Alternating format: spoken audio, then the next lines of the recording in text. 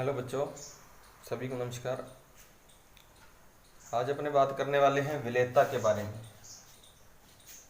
बहुत अच्छा टॉपिक है विलेयता। विलेयता क्या होती है? वो कहता है कि किसी निश्चित ताप पर किसी निश्चित ताप पर किसी निश्चित ताप पर विलायक की निश्चित मात्रा में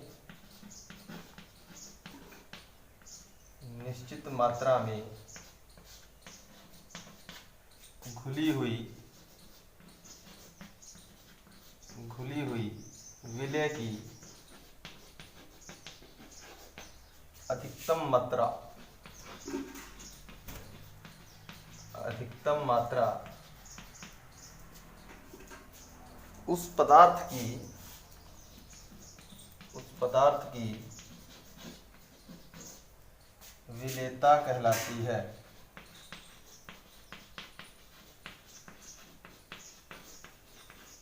ठीक है, यानी कि ये एक विलायक है, मैंने यहाँ लिया, जैसे ये जल हो गया, इसके अंदर मैंने चीनी मिला दी। तो एक निश्चित ताप, जैसे 25 डिग्री सेंटीग्रेड रूम टेम्परेचर है, 25 डिग्री ताप पर इस 500 ml जल के अंदर चीनी की अधिकतम चीनी 25 डिग्री सेंटीग्रेड पर कितनी घुल सकती है, वो अधिकतम मात्रा ही क्या कहलाती है? उस चीनी की विलेयता कहलाएगी, उस पदार्थ की विलेयता कहलाएगी जिसको घोल रहे हैं। तो क्या डेफिनेशन होगी? किसी निश्चित ताप पर जल की या किसकी विलायक की निश्चित मात्रा में घुली हुई विलेय की, ये विलेय हो गया, विलेय की अधिकतम मात्रा, ज़्यादा से ज़्यादा मात्रा उस पदार्थ की क्या कहलाती है? विलेयता कहलाती है। ये एक टॉपिक आपके सामने विलेयता वाला। अब कहते हैं कि विलेयता के आधार पर विलयन 3 प्रकार के होते हैं। मैं यहाँ बताने वाला हूँ आपको। विलेयता के आधार पर विलयन के 3 प्रकार हैं।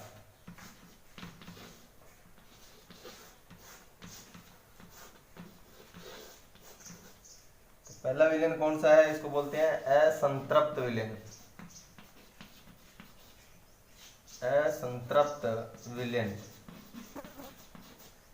दूसरा आएगा संतृप्त विलयन,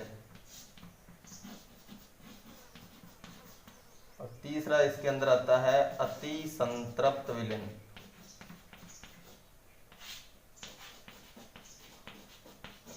देखते हैं क्या होते हैं। असंतृप्त विलयन क्या होता है? यदि किसी विलायक में विलेय की अधिकतम से कम मात्रा घुली हो, किसी विलायक में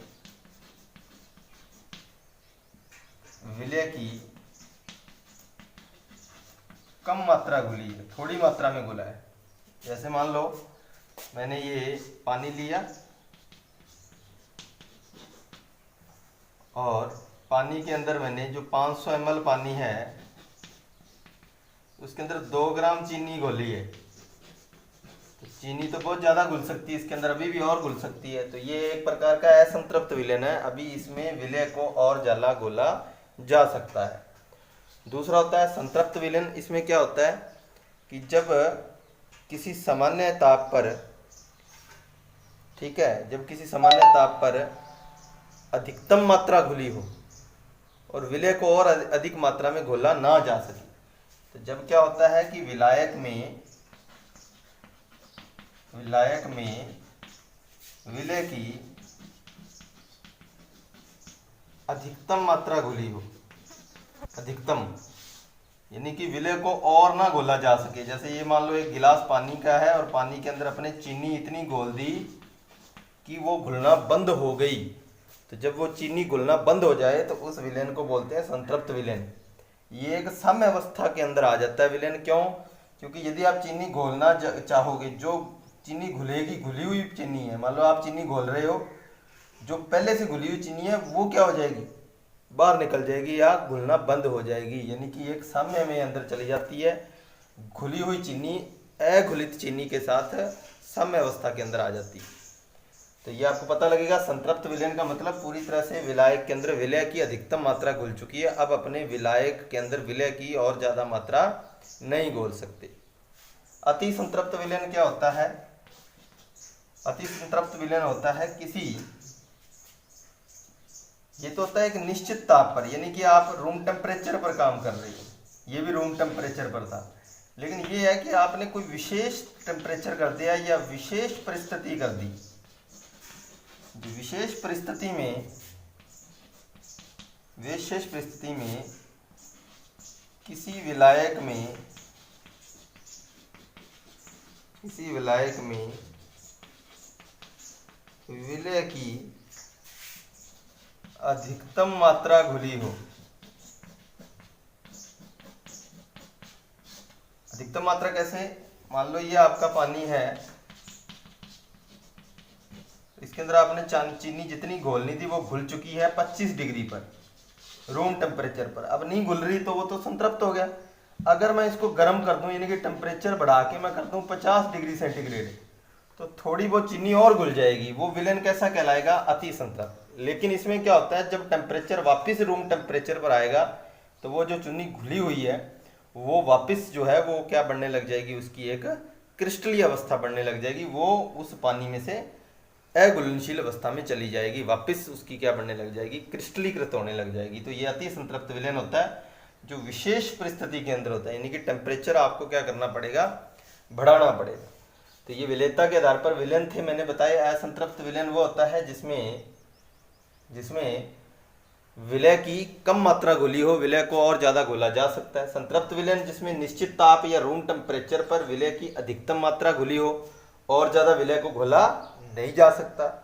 तीसरा होता है अति संतृप्त विलयन, जब किसी विशेष परिस्थिति के अंदर, यानी कि टेम्परेचर आप बढ़ाओगे, उस परिस्थिति के अंदर जो भी चीनी पानी के अंदर घुलेगी और विलयन बनेगा वो अति संतृप्त हो जाएगा, क्योंकि वापस टेम्परेचर रूम टेम्परेचर होने पर जो चीनी घुली हुई है, ज्यादा मात्रा में घुली हुई है, वो क्रिस्टलीकृत अवस्था में आ जाएगी, अघुलनशील अवस्था में आ जाएगी। जैसे चाशनी आप बनाते हो, इसके अंदर चाशनी का एग्जाम्पल आ जाएगा बढ़िया तरीके से।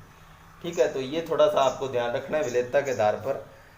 अब आता है अपने जो विलेयता पढ़नी है वो किस किस की पढ़नी है। दो टॉपिक अपने पढ़ेंगे इसके अंदर विलेयता के अंदर।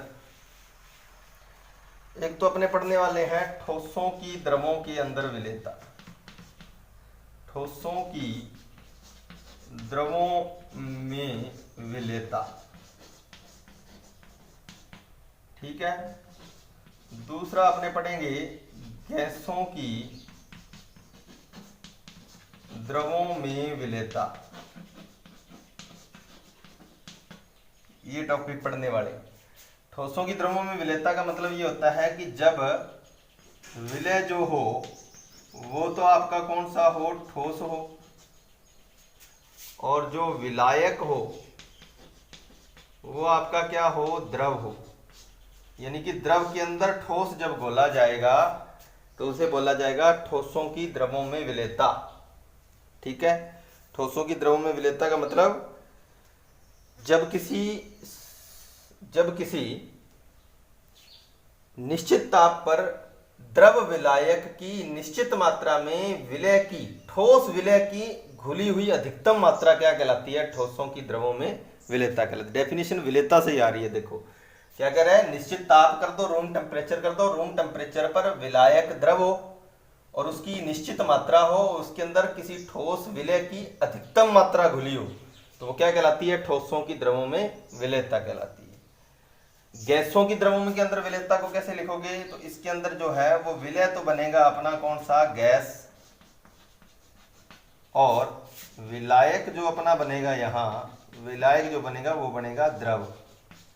अब गैस को द्रव के अंदर मिलाना है, यानी कि निश्चित ताप पर किसी द्रव विलायक की निश्चित मात्रा में घुली हुई किसी विलय, गैस विलय की अधिकतम मात्रा क्या कहलाती है, गैसों की द्रवों के अंदर विलेयता कहलाती है। अब अपने पढ़ने वाले इसके अंदर विलेयता क्या होती है, ठोसों की द्रवों में विलेयता को प्रभावित करने वाले कारक पढ़ेंगे। ठोसों की द्रवों में विलेयता का मतलब जब विलायक द्रव हो और उसके अंदर कोई ठोस, जैसे चीनी घुल रही है, मैंने बताया था जैसे विलायक जो है वो कोई द्रव है और उसके अंदर ठोस जो है वो चीनी घोली जा रही है, तो उस समय इस प्रकार के विलयन को, इस विलेयता को प्रभावित करने वाले कारक कौन कौन से आएंगे, तो उनकी बात कर रहे हैं। तो इसमें पहला कारक जो बनेगा वो बनेगा विलय व विलायक की प्रकृति, ये बनेगा। दूसरा कारक जो बनेगा यहाँ ताप के बारे में बात करेंगे, ताप। तीसरा जो कारक बनेगा यहाँ वो आएगा दाब, लेकिन दाब कोई प्रभावित नहीं करता ये, लेकिन मैं बताऊंगा जरूर कैसे नहीं करता। चौथा इसके अंदर करेंगे विलय के कणों का आकार, विलय के कणों का आकार। पांचवा टॉपिक जो अपने यहां पढ़ना है विलय के कणों के आकार के बाद सम आयनन प्रभाव, इसे बोलते हैं सम आयनन प्रभाव। मैं बता रहा हूं विलय व विलायक की प्रकृति कैसे प्रभावित करती है, मैंने आपको बताया। विलय व विलायक की प्रवृत्ति में ये होता है कि जो आयनिक ठोस होते हैं वो ध्रुवीय विलायकों में घुलते हैं। आयनिक ठोस जो होते हैं जैसे NaCl हो गया, KCl हो गया, ये आयनिक हैं, ये आयनों के अंदर जाएंगे विलयन के अंदर। तो ये किसके अंदर घुलेंगे, ये ध्रुवीय विलायकों के अंदर। इसके अंदर ध्रुवीय विलायक के अंदर, जैसे जल एक ध्रुवीय विलायक है, ठीक है। तो यानी कि समान समान के अंदर घुलता है। आयनिक यौगिक जो होते हैं वो ध्रुवीय विलायकों के अंदर घुलते हैं, और जो सह संयोजक यौगिक होते हैं जैसे सल्फर हो गया, आयोडीन हो गया, ठीक है, ये सल्फर हो गया, आयोडीन हो गया, टेट्रा क्लोराइड के अंदर विलय होंगे। ये किसके अंदर विलय होते हैं, टेट्रा क्लोराइड के अंदर, यानी कि सह संयोजक के अंदर सह संयोजक यौगिक अध्रुवीय के अंदर घुलेंगे, जबकि आयनिक यौगिक ध्रुवीय विलायकों के अंदर विलयशील होते हैं। तो विलय और विलायक की प्रवृत्ति कैसी होनी चाहिए, समान समान को घोलता है। आयनिक यौगिक मैं फिर बता रहा हूं, आयनिक यौगिक आयनिक विलायकों के अंदर या ध्रुवीय विलायकों के अंदर घुलते हैं। सह संयोजक यौगिक या अध्रुवीय विलय जो होते हैं वो सह संयोजक यौगिकों के अंदर, विलायकों के अंदर ही घुलेंगे, समान समान के अंदर घुलेगा। तो ये इसकी एक प्रकार की प्रवृत्ति आ गई।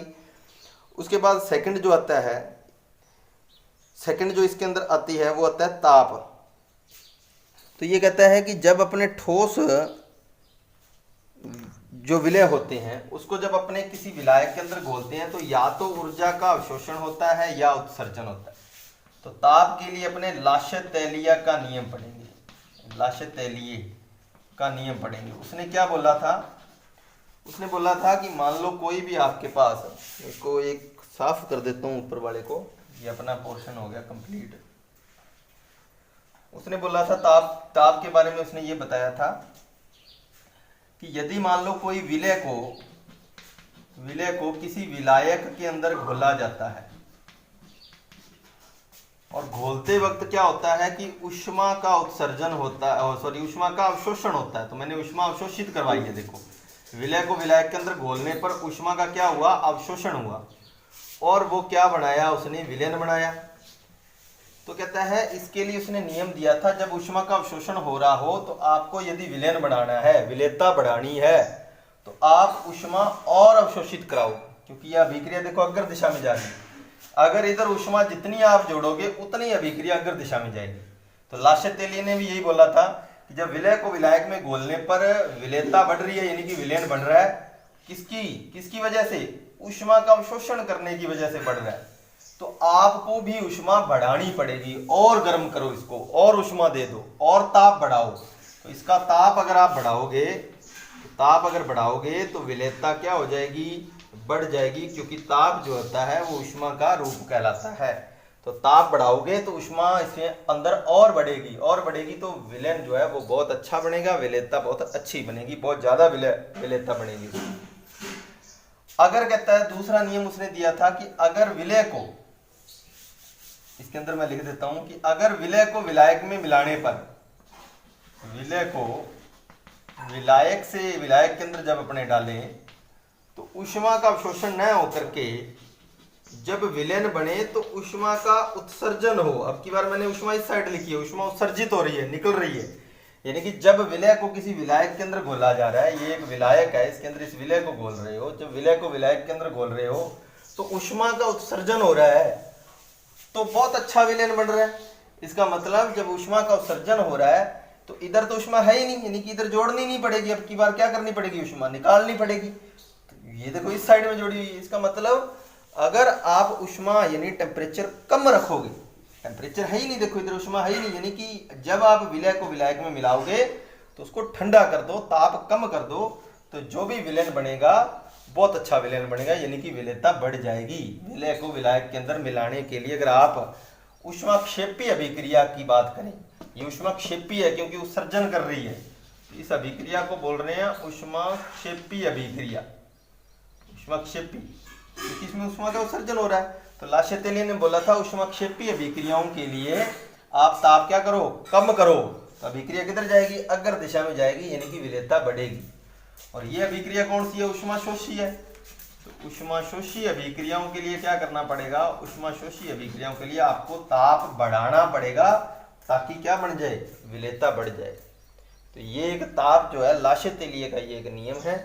उसके बाद आपने बात करनी है दाब की। दाब अप्रभावित होता है क्योंकि विलय ठोस है।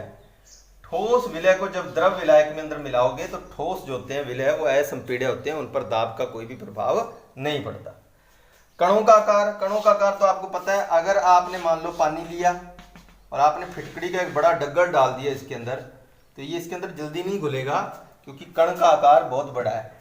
तो आपको इसको क्या करना पड़ेगा, बारीक चूर्ण में बदलना पड़ेगा ताकि इसका पृष्ठीय क्षेत्रफल बढ़ जाए। इसका क्या बढ़ जाए, पृष्ठीय क्षेत्रफल बढ़ जाए। अगर पृष्ठीय क्षेत्रफल बढ़ेगा तो ये ज्यादा मात्रा में विलय के सक्रिय स्थलों के संपर्क में आएगा और ज्यादा घुलेगा। उसके बाद बात करते हैं समायनन प्रभाव। समायनन प्रभाव का मतलब ये है कि यदि आपने NaCl को पानी के अंदर घोल रखा है तो वो आयनों के अंदर गया हुआ है Na+ और Cl-, आयनों के अंदर है।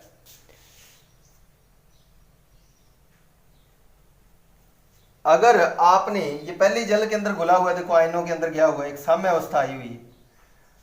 अगर आपने अब AgCl घोल दिया तो AgCl भी किस में चला जाएगा, Ag+ Cl- में। लेकिन AgCl जो होता है उसमें क्या होगा, ये तो प्रबल वैद्युत अपघट्य है, ये दुर्बल है। तो प्रबल वैद्युत अपघट्य ज्यादा घुलना चाहता है, प्रबल है वो, तो वो क्या करेगा, उस Cl- आयनों की सांद्रता बढ़ा देगा, किसकी, दुर्बल वैद्युत अपघट्य। तो Cl आयनों की सांद्रता बढ़ गई, देखो समान आयन आ गए, समान आयन की वजह से इस प्रबल ने इन Cl आयनों की कंसंट्रेट बढ़ा दी, बढ़ गई, तो अभिक्रिया किस दिशा में स्टार्ट हो जाएगी, विपरीत दिशा में। और AgCl घुलेगा नहीं बल्कि क्या हो जाएगा, अवक्षेपित हो जाएगा। समायनन प्रभाव के बारे में भी मैंने पहले आपको क्या है बता दिया है, बाकी इसकी वीडियो अलग से समायनन प्रभाव की एक मैं बना दूंगा। मैंने बताया कि यहाँ क्या है, जब ठोस पहले किसी द्रव के अंदर घुला हुआ है, जैसे NaCl पहले ही किसी जल के अंदर घुला हुआ आयनों में गया हुआ है, साम्य अवस्था में अभिक्रिया है, और आप एक दुर्बल वैद्युत अपघट्य AgCl मिला रहे हो, तो वो भी आयनों में जाएगा, लेकिन उसके समान आयन होने की वजह से प्रबल क्या करेगा, उस दुर्बल वैद्युत अपघट्य के आयन की कंसंट्रेट बढ़ा देगा, बढ़ गई। जब उत्पाद की सांद्रता बढ़ेगी ना तो अभिक्रिया विपरीत हो जाएगी, किधर जाने का प्रयास करेगी, अभिकारकों वाली साइड। तो AgCl जो है वो अवक्षेपित हो जाएगा, नहीं घुलेगा।